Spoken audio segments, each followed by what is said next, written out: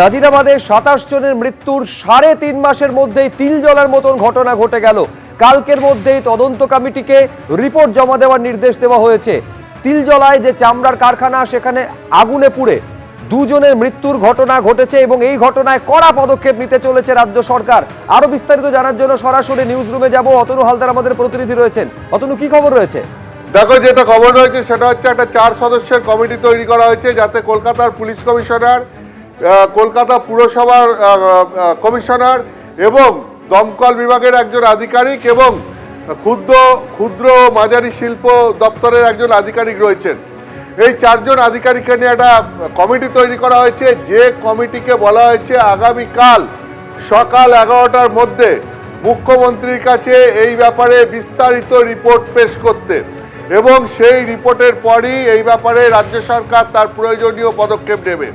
কেন এত কঠোরভাবে গোটা বিষয়টা দেখা হচ্ছে? তোমার নিশ্চয়ই মনে আছে যে এই কলকাতা শহরের নাজিরাবাদে, সেখানে এখন থেকে ঠিক 3.5 মাস আগে জানুয়ারি মাসের 26 তারিখে, গত জানুয়ারি মাসের 26 তারিখে সেখানে পরপর গুদাম ঘরে ভয়াবহ অগ্নিকাণ্ডের ঘটনা ঘটে এবং সেখানে আগুনে পুড়ে দম বন্ধ হয়ে 27 জনের মৃত্যুর ঘটনা ঘটে। এবং সেই সময় সারা রাজ্য জুড়ে গুদাম ঘরগুলোর অগ্নি নির্বাপক ব্যবস্থা কি রয়েছে তা নিয়ে প্রশ্ন ওঠে।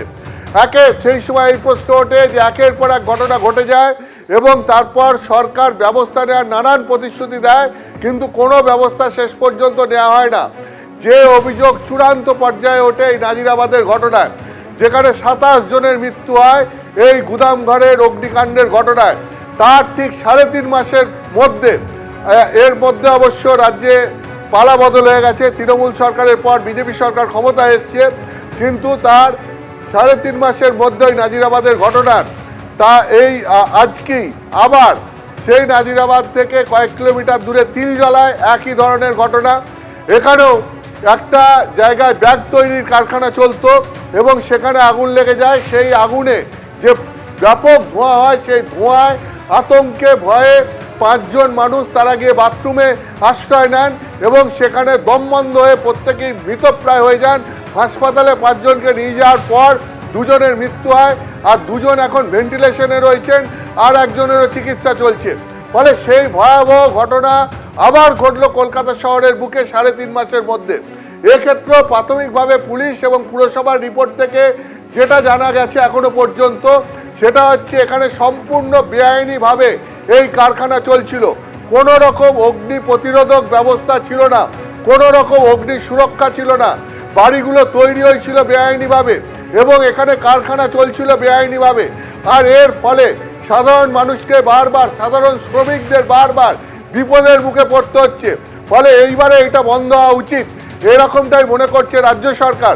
শুধু এই এলাকায় ওই বাড়ি যেখানে ঘটনা ঘটেছে সেটা নয়, তিলজলার ওই এলাকায় আরও বেশ কিছু বাড়ি সেখানে সম্পূর্ণ বেআইনিভাবে তৈরি হয়েছে এবং সেখানে এইভাবে ঝুঁকির মধ্যে শ্রমিকদের কাজ করতে হচ্ছে।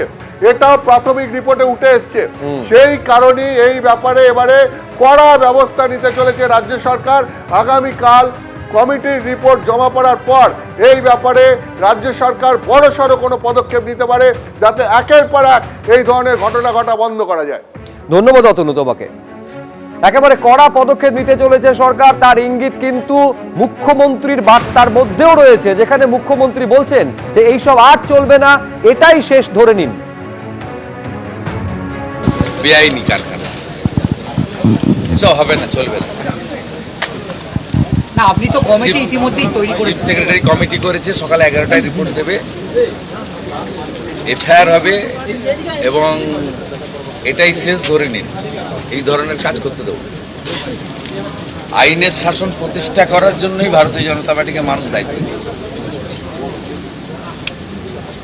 অপরাধীদের লুকানোর জন্য না। এবিপি আনন্দ, এগিয়ে থাকে, এগিয়ে রাখি।